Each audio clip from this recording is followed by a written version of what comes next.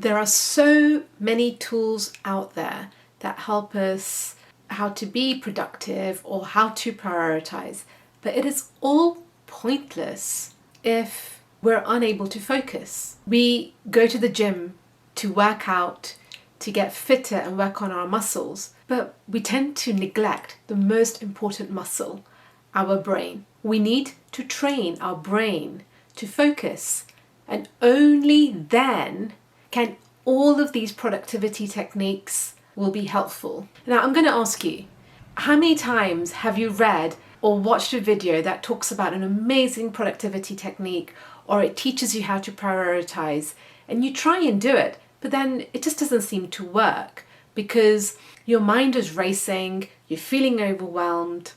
And when people say, just focus on one thing, it's not easy. It really isn't. I know. I struggle with that. And you may implement as many things as you want to, but if you're not able to make your mind sharper, then none of this works. Did you know an average person has 6,200 thoughts per day? That's about 250 thoughts per hour, according to research conducted at Queen's University in Canada. The secret to being truly productive, according to me, is to think less. How? The power of meditation. Now stick with me and I will explain more in a bit. In this video, I will talk about what is the distracted mind, the benefits of meditation, and also just my struggles with it, and how to get started, especially when your time poor. We're already struggling with time, and here I'm now saying, do one more thing. Hi there, welcome to Spark Within You. If you're into real talk, deep insights, and practical tools to live a life more intentionally, then this is your spot. Subscribe now and let's grow together. Your journey starts now. On this channel, I'll be sharing my own experiences whilst I navigate working full-time, doing this on the side, and raising a family, and trying to be or become the best version of myself. And I hope that you'll join me on this journey so that we could do it together. So let's talk about the mind. Our mind is a flow of thoughts. We either ruminate over the past, or we feel overwhelmed and anxious by the present, or thirdly, we get excited or stressed about thinking about what's going to be happening in the future. We're never in the present moment. We live in a world that glorifies being busy, just being on the go all the time. And how can we squeeze more? How can we become more productive? And we tend to confuse being active, being in motion, with meaning and depth. We're constantly connected, but yet rarely are we truly present. Just think about how much time is lost just through the mind wandering and getting distracted. When I discovered meditation, it not only taught me depth, but it also taught me being intentional, which then brings me to the benefits. So I discovered meditation 20 years ago when I was juggling working for a law firm, doing my master's part-time, and I would constantly be stressed out and I'll be getting migraines. I would feel overwhelmed and quite easily irritated, and I wouldn't be able to concentrate at times because I'm feeling too stressed out, or I had this feeling of I'm just too busy and this energy of I need to be moving all the time in order to get things done. So when I discovered meditation, I went to a meditation retreat in Hereford and I stayed there for 10 days. It was the most life-transforming experience, as in those 10 days I discovered a method, just observe my thoughts and actually quieten the noise in my mind. And as a result, I could focus more and deeply. And the other benefit that I got, my migraines completely disappeared. that there's a lot of information out there that talks about the benefits of meditation, which I definitely have seen within myself. One is the stress regulation. As I was getting deeper into my practice, I noticed that as my thoughts were getting quieter, the way I was responding to stressful situations was also changing. I was getting more done just as a byproduct. My relationship started improving as a result of this. I could see the bigger picture. There's been a lot of research that says that as a result of meditation, there is a lot of changes that happen in the structures within the brain. I'm not going to get into the whole biology and the mechanics of it, but the key things are that so many brain scans out there that shows improvements when it comes to memory, emotional control, dealing with stress, focus, and researchers have found significant changes within the brain after only 8 weeks of meditation. In 2024, a study conducted by the University of Southampton discovered that 10 minutes of meditation boosts well-being and fights depression. So that's 10 minutes, just 10 minutes. We spend 10 minutes on our phone of mindless scrolling. 10 minutes of this practice reaps such huge benefits where you're focusing and as a result are becoming more productive.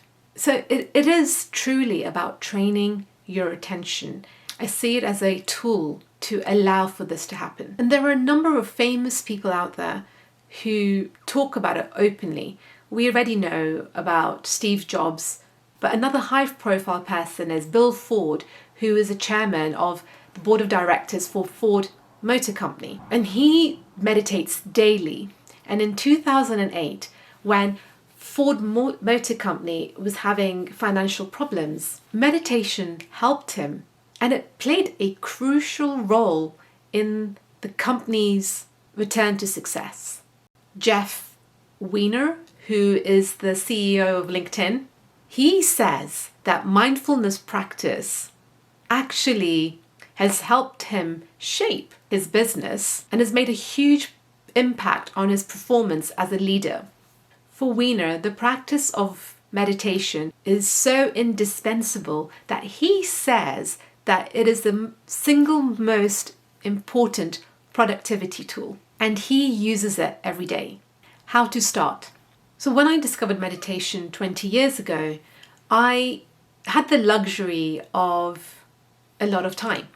I was studying as well as working full time, but still I had more time because I wasn't married, I didn't have children, I didn't have other things that life throws at you. And I lived at home with my mum. So I had it easy. So as a result, I was able to then meditate for an hour a day, every day, which really did help me initially because it meant I got deeper and I was able to see the benefits. So I had a taste of what it was like for a good number of years. And then when I got married, I was still meditating, but wasn't daily. And then after having a child 5 years ago, I found that my entire practice went out the window. And I was getting quite upset because something that was so important to me, I wasn't able to do. And I felt guilty, upset with myself. And then as I reflected, I realized that meditation is not just about sitting down for an hour a day. It's more a mindset that you have to adopt. And it's also adaptable. So that actually helped because it made me then see that I can do this anytime and it's a way of being. So what I then discovered is I can be present when I am feeding my newborn or when I'm doing the dishes or when I'm brushing my teeth. I can just be present and just feel every single action that I'm taking. And that is what meditation is being present and observing your thoughts in everything that you do. So that helped me in that phase of my life. And now I'm in a different phase where I'm reevaluating my entire schedule from the moment I wake up and just seeing when I can implement it. So if you don't have time to sit down and practice or for 10-15 minutes, the most easiest thing you could do is observe your mind. There's this saying, put your mind where your hands are, which means that whatever activity you're doing, focus on that activity and observe the thoughts that arise in your mind. If your mind wanders, be present and gently guide your mind back. Don't try and stop those thoughts. You cannot stop them because your mind is a flow of thoughts. The only thing you can do is be present and observe and gently guide it back to the present moment and to your hands and to the task that you're doing. And you'll find that over time, your mind will start wandering less and less, and you're able to then get into this focus state more easily. It doesn't happen overnight. It takes months. But what is needed is consistency. Just 10 minutes. So you can try it when you walk to the station, on the way to work on the train, when you're eating, when you're preparing food. There's opportunities at every moment when you can be still and focus on your mind. We've become a society that consumes so much, whether it's audiobooks, podcasts, listening to music. We're never alone with our thoughts. But what this teaches us is be alone with your thoughts. Learn to observe it and then bring it back to the present moment. By just doing that constantly, it will become your superpower and it will allow you to focus more easily and deeply. And trust me, it really does work. And you don't have to sit for an hour or for 20 minutes. You can just do it with any of the tasks that you're doing and just be present in that moment. And then you'll find that then the productivity tools that you then read about and you want to implement, you can easily do that because your brain and your mind is a lot stronger. I'm also okay that if I can't practice it on a daily basis, it is okay. It needs to be adaptable on a day-to-day basis. And because that's human and that's life. But as long as I keep coming back to it, that is the main thing. And that is my message to you as well. Don't feel you need to put pressure on yourself. Just recognize when you don't do it and be kind to yourself and then come back. And just try it for 5 minutes, 10 minutes, and then see the magic unfold. So try it. Let me know how you're incorporating it. And remember, we all have a spark within us.